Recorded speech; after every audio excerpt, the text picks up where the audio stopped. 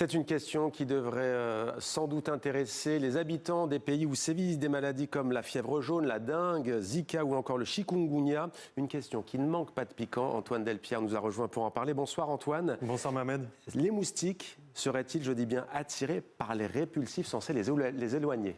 En tout cas, c'est Mohamed ce que pourrait laisser penser le résultat de cette étude emmenée par l'Institut de recherche sur la biologie de l'insecte à l'Université de Tours, emmené à sa tête Claudio Lazzari, que nous avons joint, que vous allez entendre. Ils ont conduit en réalité une série d'expérimentations qui rappellent l'expérience de Pavlov sur le moustique de type Aedes aegypti, ce moustique originaire d'Afrique très répandu dans le monde entier, pour comprendre pourquoi et comment il réagissait aux DIT, cette molécule utilisée dans la grande majorité des répulsifs anti-moustiques et recommandée par l'OMS. On sait empiriquement qu'elle répulse les moustiques, mais on ne sait pas pourquoi. Écoutez.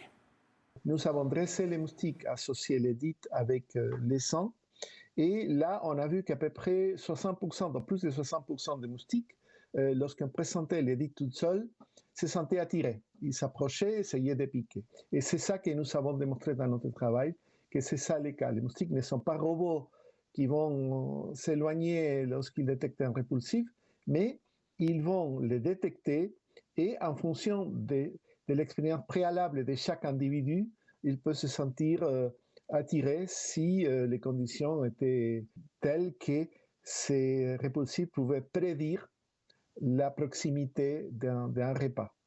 Et ce bon repas, Antoine, c'est nous les humains ou plutôt notre sang? Oui Mohamed, alors il faut nuancer néanmoins cette étude. Ce qu'elle vient démontrer, c'est l'appétit vorace des femelles moustiques de type Aedes aegypti, que la nécessité de se nourrir peut dépasser dans certaines conditions la répulsion engendrée par les produits anti-moustiques, et deux, que ces insectes comme nous sont intelligents et qu'ils peuvent individuellement interpréter leur environnement et réagir en fonction.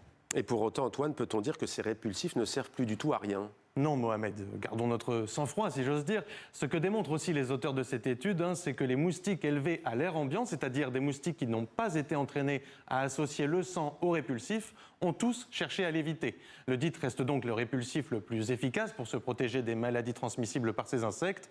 Néanmoins, ces résultats vont permettre de lancer d'autres recherches comportementales sur les moustiques. Claudio Lazzari pilote ainsi en ce moment un projet avec des collègues en Argentine et en France pour identifier scientifiquement les substances qui pourraient modifier le comportement des moustiques.